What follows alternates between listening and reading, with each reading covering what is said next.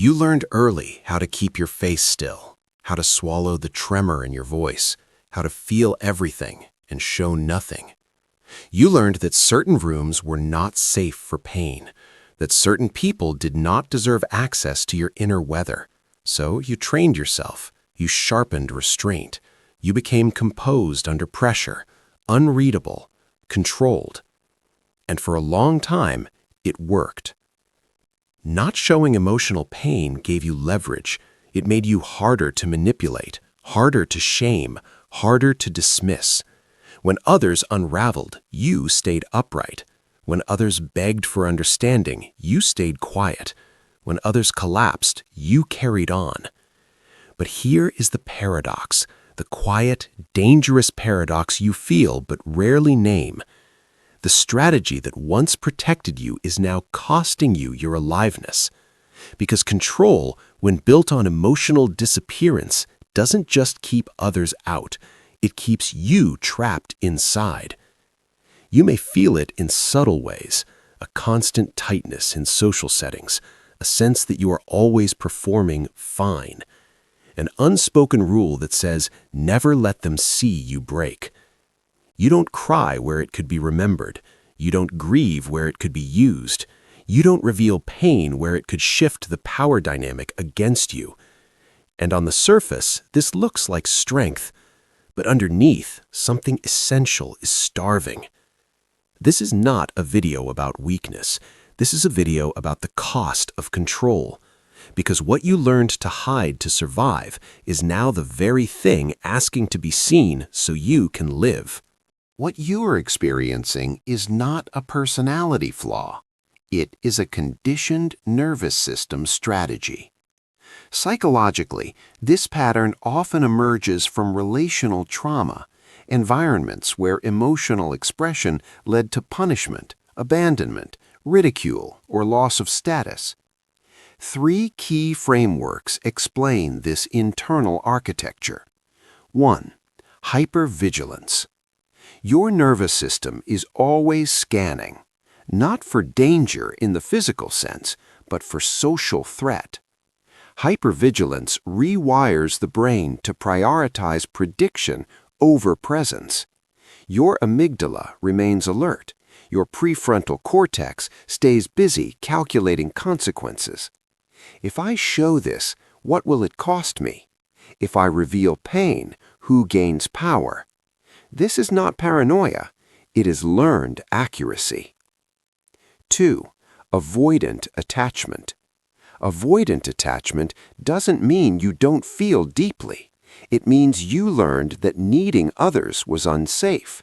So you internalized distress. You regulated yourself alone. You became emotionally self-sufficient, not by choice, but by necessity. Pain in this system becomes private property, something to be managed internally, never shared unless the risk is minimal. 3. Emotional inhibition as social strategy. Philosophically, this mirrors what sociologists call impression management, the shaping of emotional display to maintain hierarchy, respect, or autonomy. You didn't just hide pain, you learned when hiding pain preserved control. Your brain now associates emotional exposure with vulnerability loss, status collapse, relational danger. Neurologically, this creates a loop. Suppress emotion, feel temporary safety, reinforce suppression, increase isolation, heighten internal pressure. Over time, the nervous system forgets that pain can be met, not just endured. Here is the invisible grief no one talks about. You survive, but you are rarely held. You are respected, but not deeply known. You are admired, but not witnessed. You are strong, but often alone with that strength. This is the sacrifice, authenticity traded for belonging. Carl Jung once said, "The greatest burden a child must bear is the unlived life of the parent." But there is another burden too, the unlived life of the self. When you hide emotional pain, you fracture your identity. One part performs competence, another part carries the grief in silence. You become fluent in endurance, but clumsy with tenderness. The core fear beneath this pattern is not weakness, it is exposure without protection. You fear being pitied instead of respected, being judged instead of understood, being remembered at your lowest. So you carry everything alone. You become your own container, your own witness, your own healer. But humans are not designed to metabolize pain in isolation. The philosophical weight of this pattern is existential. If no one sees my pain, does it count? If I never let it show, does it deserve care? And so even joy becomes guarded, because once you learn to hide pain, you often hide everything else too. This coping strategy doesn't stay in childhood. It matures with you. You might recognize it here. In relationships, you become the calm one, the stable one, the one who listens but rarely reveals. Partners may say, "I never know what you're really feeling." In conflict, you go emotionally silent. You disengage. You shut down expression, not because you don't care, but because you associate expression with loss of control. At work, you absorb stress without complaint. You are dependable but unseen. Burnout arrives quietly. In crisis, you function, you organize, you help others, while your own pain waits its turn indefinitely. With authority figures, you never show vulnerability upward. You learned early that power remembers weakness. Internally, you minimize your suffering. You tell yourself others have it worse. You gaslight your own nervous system. These are not personality traits. They are coping strategies fossilized into identity.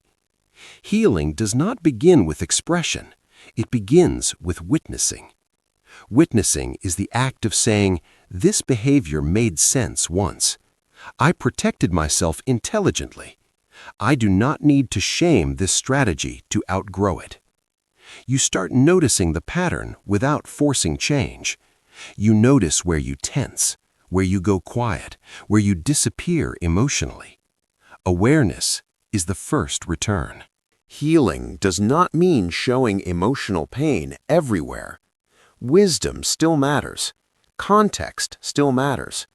But healing means choice replaces compulsion. Practically, this often involves inner child reparenting, learning to respond to pain internally with warmth instead of discipline, saying, "You don't have to carry this alone anymore." Shadow work, integrating the disowned parts, the grief, the anger, the longing, so they no longer leak out through exhaustion or detachment. Choosing softness strategically, letting pain be seen in safe, reciprocal spaces, not as surrender, but as reclamation. The goal is not to abandon control, it is to redefine it. True control is not emotional silence, it is emotional fluency. As the psychologist D.W. Winnicott said, "It is a joy to be hidden, but a disaster not to be found." Your pain does not make you weak, it makes you human. And the final truth is this: you were never meant to be unbreakable. You were meant to be whole. If this resonated, share it with someone who carries their pain quietly. Subscribe not to be fixed, but to remember who you are beneath the armor. Because the strongest thing you can do is allow yourself to be seen where it is safe to finally rest.